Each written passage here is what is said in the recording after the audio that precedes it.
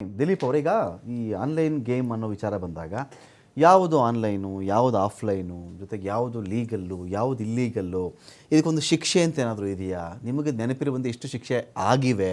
ಇದನ್ನು ತಡೆಗಟ್ಟಬೇಕು ಅಂತೇಳಿ ಕರ್ನಾಟಕ ಆನ್ಲೈನ್ ಗೇಮಿಂಗ್ ಹಾಗೂ ಬೆಟ್ಟಿಂಗ್ ನಿಯಂತ್ರಣ ಪ್ರಾಧಿಕಾರ ರಚನೆ ಮಾಡ್ತೀವಿ ಅಂತ ಒಂದು ಕಡೆ ಹೇಳ್ತಾ ಇದ್ದಾರೆ. ಜೊತೆಗೆ ಇದ್ರ ಬಗ್ಗೆ ಒಂದು ಕಾಯ್ದೆ ಕೂಡ ತರಬೇಕು ಅಂಥೇಳಿ ಒಂದು ಪ್ಲ್ಯಾನ್ ಮಾಡ್ತಾ ಇದ್ದಾರೆ.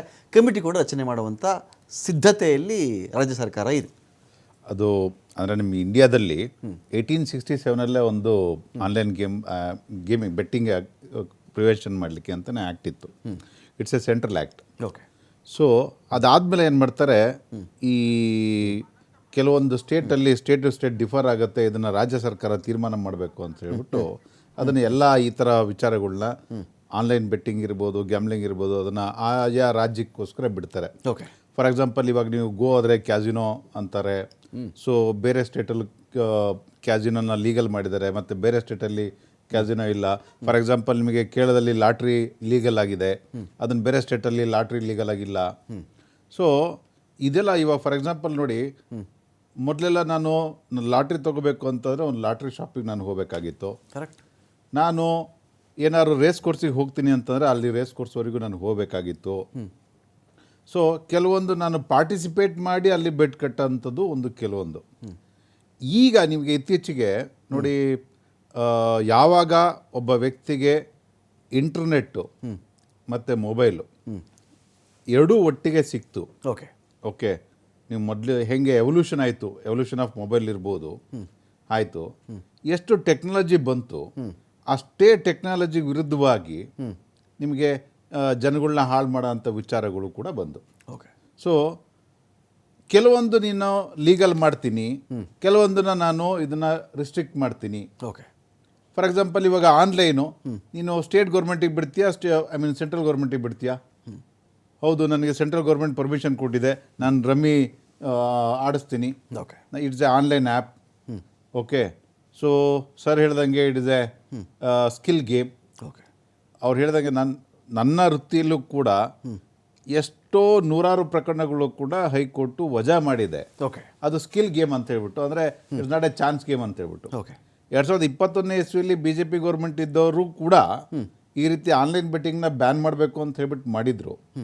ಅದಾದಮೇಲೆ ಆ ನಿರ್ಧಾರ ತಪ್ಪು ಅಂತ ಹೇಳ್ಬಿಟ್ಟು 2022ರಲ್ಲಿ ನಮ್ಮ ಹೈಕೋರ್ಟು ನೀನು ಡಿಫ್ರೆನ್ಷಿಯೇಟ್ ಮಾಡ್ಲಿಕ್ಕೆ ಬರಲ್ಲ ಅಂತ ಹೇಳ್ಬಿಟ್ಟು ಮಾಡ್ತಾರೆ. ಫೈನ್. ಅದಾದಮೇಲೂ ಕೂಡ ಇವಾಗ ಕೆಲವೊಂದು ಬೆಟ್ಟಿಂಗ್ ಮೇಲೆ ಅಂದರೆ ಏನು ಆಟ ಆಡ್ತೀಯನೇ ಅದ್ರ ಮೇಲೆ. ಇವಾಗ ಫಾರ್ ಎಕ್ಸಾಂಪಲ್ಲು ನೀವು ರಮ್ಮಿ ಸರ್ಕಲ್ ಬೇರೆ, ಕ್ರಿಕೆಟ್ ಬೆಟ್ಟಿಂಗ್ ಬೇರೆ. ಓಕೆ. ಓಕೆ. ಪೋಕರ್ ಥರ ಬೇರೆ, ಅಥವಾ ಬಿಂಗೋ ಅಂತ ಹೇಳ್ಬಿಡುತ್ತೆ, ಅದು ಕೂಡ ಬೇರೆ. ಕ್ಯಾಸಿನೋ ಬೇರೆ, ಆಯಿತು, ರೇಸ್ ಕೋರ್ಸ್ ಬೇರೆ. ಸೊ ಈ ಥರ ನೀವು ಕ್ಲಾಸಿಫೈ ಮಾಡ್ತೀರಿ.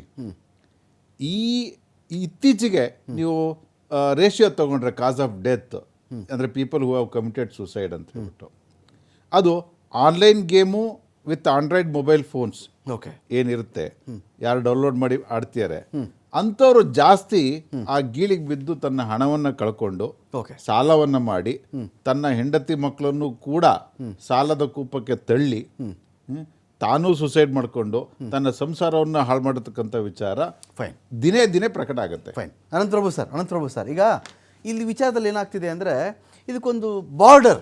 ಈಗ ಕೇಂದ್ರ ಸರ್ಕಾರ ನಿಯಮ ತಂದರೆ ಏನು, ರಾಜ್ಯ ಸರ್ಕಾರ ನಿಯಮ ತಂದರೆ ಏನು ಬಾರ್ಡರ್ ಅಂತ ಇಟ್ಕೋತೀರ? ಮನುಷ್ಯನ ಹತ್ರ ಮೊಬೈಲ್ ಇದೆಯಪ್ಪ, ಮೊಬೈಲ್ ಇವನು ಕರ್ನಾಟಕದಲ್ಲಿ ಕೂತ್ಕೊಂಡು ಆಡಬಲ್ಲ, ತಮಿಳ್ನಾಡಲ್ಲಿ ಕೂತ್ಕೊಂಡು ಆಡಬಲ್ಲ, ಅಥವಾ ಇಂಡಿಯಾದ ಯಾವುದೋ ಮೂಲೆಯಲ್ಲಿ ಕೂತ್ಕೊಂಡು ಬೇಕಾದರೂ ಆಡಬಲ್ಲ. ಇವನಿಗೆ ನಾವು ಈ ಫೆನ್ಸಿಂಗ್ ಹಾಕೋದು ಹೇಗೆ?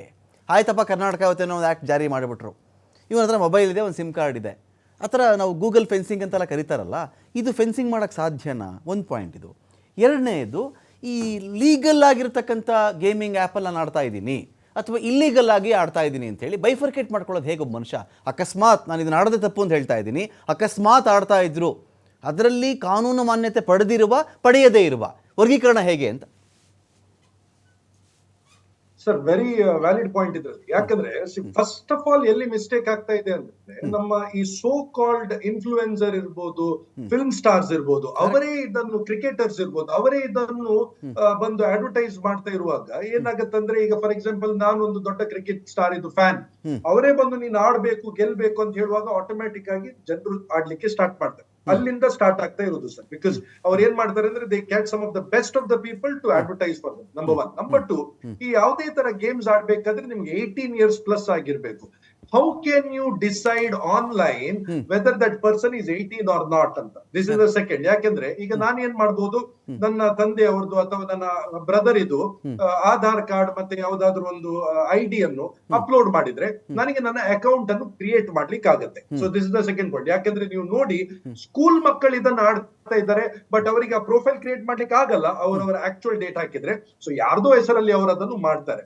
ಮೂರನೇದು, ನಾವು ಇಂಟರ್ನೆಟ್ ಅನ್ನು ನೋಡಿದ್ರೆ ಸರ್, ಅದರಲ್ಲಿ there are 3 layers: surface web, deep web ಮತ್ತೆ ಡಾರ್ಕ್ ವೆಬ್ ಅಂತ. ಸೊ ಯಾರು ಬೇಕಾದ್ರೆ ಅವರು, ನೀವು ಏನ್ ಬ್ಯಾನ್ ಮಾಡಿದ್ರು ಕೂಡ ಡಾರ್ಕ್ ವೆಬ್ ಮೂಲಕ ನಿಮ್ಗೆ ಅದನ್ನು ಆಕ್ಸೆಸ್ ಮಾಡ್ಲಿಕ್ಕೆ ಆಗುತ್ತೆ. VPN, ಪ್ರಾಕ್ಸಿ, ಈ ತರ ಎಲ್ಲ ಟೆಕ್ನಾಲಜೀಸ್ ಗಳಿವೆ. ಅದನ್ನು ಅವ್ರು ಯೂಸ್ ಮಾಡಿ ಬ್ಯಾನ್ ಅಂತ ನಮಗೆ ಮಾಡ್ಲಿಕ್ಕೆ ಆಗಲ್ಲ. ಬಿಕಾಸ್ ಇಂಟರ್ನೆಟ್ ಅಲ್ಲಿ ನೀವು ಎಷ್ಟೇ ರೆಸ್ಟ್ರಿಕ್ಟ್ ಮಾಡಿದ್ರು ಕೂಡ ಪೀಪಲ್ ಅದನ್ನು ಬೈಪಾಸ್ ಮಾಡಿ ಅದನ್ನ ಆಕ್ಸೆಸ್ ಮಾಡೋದು ಹೇಗೆ ಅಂತ. ನಾಲ್ಕನೇದು, ಈ ತರ ಪ್ಲಾಟ್ಫಾರ್ಮ್ಸ್ ಗಳು ಏನ್ ಮಾಡ್ತಾರಂದ್ರೆ they use crypto currency use ಮಾಡ್ತಾರೆ. ಸೊ ಕ್ರಿಪ್ಟೋ ಕರೆನ್ಸಿ ಯೂಸ್ ಮಾಡುವಾಗ ಅದನ್ನು ಟ್ರೇಸ್ ಮಾಡೋದು, ಅದನ್ನು ರೂಟ್ ಮಾಡೋದು, it becomes very very difficult. ಮತ್ತೆ ಅದೇ ವಾಲೆಟ್ಸ್ ಅನ್ನು ಯೂಸ್ ಮಾಡ್ತಾರೆ, ಥರ್ಡ್ ಪಾರ್ಟಿ ಪೇಮೆಂಟ್ ಗೇಟ್ವೇಸ್ ಯೂಸ್ ಮಾಡ್ತಾರೆ. ಮತ್ತೆ ಇಂಡಿಯಾದು ಯಾವುದೇ ಫಿನಾನ್ಷಿಯಲ್ ಲಾಸ್ ಅದಕ್ಕೆ ತಾಗದಾಗೆ ಆಫ್ ಶೋರ್ ಆ ಮೂಲಕ ಅವರದನ್ನು ಸರ್ವರ್ಸ್ ಅಲ್ಲೇ ಹಾಕ್ಬಿಟ್ಟು ಅಲ್ಲಿಂದಲೇ ಅವರದನ್ನು ಯೂಸ್ ಮಾಡ್ತಾರೆ. ಈಗ ಫಾರ್ ಎಕ್ಸಾಂಪಲ್ ನೀವು ಯಾವುದೇ ಸರ್ವರ್ ನೋಡಿ, most of them are not in India, ಅದಿರೋದು ಫಾರಿನ್ ಕಂಟ್ರೀಸ್ ಅಲ್ಲಿ. ಸೊ ಅಲ್ಲಿದ್ದಾಗ ಏನಾಗತ್ತಂದ್ರೆ ನಮ್ಮ ಲಾಸ್ ಅದಕ್ಕೆ ಅಪ್ಲಿಕೇಬಲ್ ಆಗಲ್ಲ ಅನ್ಲೆಸ್ ಅಂಡ್ ಅಂಟಿಲ್. ಈಗ ನಮ್ಮ ದೇಶದಲ್ಲಿ ಈಗ ಸೋಷಿಯಲ್ ಮೀಡಿಯಾದಲ್ಲಿ ಅವರು ಒಂದು ಕಾನೂನು ತಂದಿದ್ದಾರೆ, ಏನಂದ್ರೆ ಮೋರ್ ದನ್ 50 lakh ಯೂಸರ್ಸ್ ಇದ್ರೆ you have to have your office in India ಅಂತ. ಸೊ ಆಗ ಏನಾಗುತ್ತೆ, ನಮ್ಗೆ ಏನೇ ಡೇಟಾ ಬೇಕಾದ್ರೆ ನಾವು ಇಂಡಿಯಾದಿಂದಲೇ ಕೇಳಬಹುದು. ಬಟ್ ಈ ತರ ಏನಾಗುತ್ತೆ, ಇಫ್ ದೇ ಆರ್ ಔಟ್ಸೈಡ್, ನೀವು ಏನ್ ಅವರ ಹತ್ರ ಇನ್ಫಾರ್ಮೇಶನ್, ಈಗ ಪೊಲೀಸರು ಈ ಪ್ರೋಗ್ರಾಮ್ ಅನ್ನು ನೋಡ್ತಾ ಇರ್ತಾರೆ, ಅವ್ರಿಗೆ ಗೊತ್ತಿದೆ ಪ್ರಾಬ್ಲಮ್ ಏನಂತ. Because when they ask for details, ಏನು ಇನ್ಫಾರ್ಮೇಶನ್ ಅವರಿಗೆ, ಬಿಕಾಸ್ ಈ ತರ ಯಾವುದೇ ಗೇಮ್ ಇದ್ರೂ ಕೂಡ ಅದರದ್ದು ಪ್ರಾಬಬಿಲಿಟಿ ಇರ್ಬೋದು, ಆಡ್ಸ್ ಇರ್ಬೋದು, ಹೌಸ್ ಎಡ್ಜ್ ಇರ್ಬೋದು, ಇದು ಜನರಿಗೆ ಅರ್ಥ ಆಗಲ್ಲ. ಅವ್ರು ಏನ್ ಮಾಡ್ತಾರೆ, ಆ ನಿಯರ್ ವಿನ್ ಇಲ್ಯೂಷನ್ಸ್ ಅನ್ನು ನೋಡಿ, ಡೋಪಮೈನ್ ಟ್ರಿಗರ್ಸ್ ಅನ್ನು ನೋಡಿ, ಇದರಲ್ಲಿ ಅವರು ಟ್ರ್ಯಾಪ್ ಆಗ್ತಾರೆ, ಸಿಕ್ಕಾಕೊಳ್ತಾರೆ. ಓಕೆ, ಆನಂದ್ ಸರ್ ಇನ್ನೊಂದು ಪ್ರಶ್ನೆ ಕೇಳ್ಬಿಟ್ಟು ನಾನು ನಿಮ್ಮನ್ನ ಬೀಳ್ಕೊಡ್ತೀನಿ. ಇನ್ನೊಂದು ಇಂಪಾರ್ಟೆಂಟ್ ಪಾಯಿಂಟ್ ಏನು ಅಂತ ಹೇಳಿದ್ರೆ, ಕೆಲವು ತಂದೆ ತಾಯಿ ಹೇಳ್ತಿರ್ತಾರೆ, ನನ್ನ ಮಗ ಆನ್ಲೈನ್ ಗೇಮ್ ಆಡಿಬಿಟ್ಟಿದ್ದಾನೆ, ಅವನು ಇನ್ನೂ ಫಸ್ಟ್ PUC ಇದ್ದಾನೆ, ಸೆಕೆಂಡ್ PUC ಇದ್ದಾನೆ, ಡಿಗ್ರಿಲಿದ್ದಾನೆ, ಎಷ್ಟು ಕಳೆದ ನಿಮ್ಮ ಮಗ ಅಂತ ಕೇಳಿದ್ರೆ ಕೆಲವರು ಹೇಳ್ತಾರೆ, ಸರ್ 25 ಲಕ್ಷ ಕಳೆದಿದ್ದಾನೆ ಅಂತ ಹೇಳ್ತಾರೆ. 25 lakhs, you may not believe sir, ಅದು ನಾನು ಕಡಿಮೆ ಹೇಳ್ತಾ ಇದ್ದೀನಿ, ಒಂದು ನಂಬರ್ಗೆ ಇರಲಿ ಅಂತ ಹೇಳ್ತಾ ಇದ್ದೀನಿ. ಹೇಗೆ ಅಂತ ಕೇಳಿದ್ರೆ, ಗೊತ್ತೇ ಇಲ್ಲ ಸರ್, ನಮ್ಮ ಅಕೌಂಟಲ್ಲಿ ದುಡ್ಡೆಲ್ಲ ಅವನು ಇಟ್ಬಿಟ್ಟು ಆಡಿಬಿಟ್ಟಿದ್ದಾನೆ ಅಂತ ಹೇಳಿ. ಇದು ಹೇಗೆ ಸರ್, ಈ ಅಕೌಂಟ್ ಆಕ್ಸೆಸಿಬಿಲಿಟಿ ಹೇಗೆ? ಅಪ್ಪ ಅಮ್ಮನ ಅಕೌಂಟಲ್ಲಿ ದುಡ್ಡಿತ್ತಪ್ಪ, ಅವರೆಲ್ಲೋ ಜೀವಮಾನ ಪೂರ್ತಿ ಕಷ್ಟಪಟ್ಟು ಮಗನಿಗೆ ಎಜುಕೇಷನ್ಗೋ ಒಳ್ಳೇದಕ್ಕೋ ಮುಂದಿನ ಜೀವನಕ್ಕೋ ಅಂತ ಇಟ್ಟಿರ್ತಾರೆ. ಮಕ್ಕಳು ಹೇಗೆ ತಗೋತಾರೆ? ಅಪ್ಪ ಅಮ್ಮ ತೆಗೆದುಕೊಳ್ಬೇಕಾಗಿರ್ತಕ್ಕಂಥ ಪ್ರಿಕಾಷನ್ಸ್ ಏನು? ನಂಬರ್ 1, ಪೇರೆಂಟ್ಸ್, ನಿಮ್ ಮಕ್ಕಳಿಗೆ ನೀವು ಮೊಬೈಲ್ ಫೋನ್ ಕೊಟ್ಟಾಗ ಅದರಲ್ಲಿ ಒಂದು parental control app, Google family link ಅಂತ ಒಂದು ಆಪ್ ಇದೆ. ಆ ಆಪ್ ಅನ್ನು ನೀವು ಹಾಕಿ ಅದರಲ್ಲಿ ನೀವು ಏಜ್ ಹಾಕ್ಬೇಕು, ನಿಮ್ ಮಗನ ಏಜ್ ಎಷ್ಟು ಅಂತ, ಮಗಳದ ಏಜ್ ಎಷ್ಟು ಅಂತ. ಆಗ ಅವರ ಏಜ್ ಗೆ ಸಂಬಂಧಪಟ್ಟ ಏನೆಲ್ಲ ಇನ್ಫಾರ್ಮೇಶನ್ ನೋಡ್ಬೇಕು ಅದನ್ನು ಮಾತ್ರ ಅವರಿಗೆ ಆಕ್ಸೆಸ್ ಮಾಡ್ಲಿಕ್ಕೆ ಆಗುತ್ತೆ. ಈಗ ಫಾರ್ ಎಕ್ಸಾಂಪಲ್, ನೀವು ಯಾವುದೇ ಒಂದು ಸಿನಿಮಾಕ್ಕೆ ಹೋದಾಗ ಫಸ್ಟ್ ಗೆ ಒಂದು ಸೆನ್ಸರ್ ಬೋರ್ಡ್ ಇದೊಂದು ಸರ್ಟಿಫಿಕೇಟ್ ಬರುತ್ತೆ, UUAA ಆ ತರ.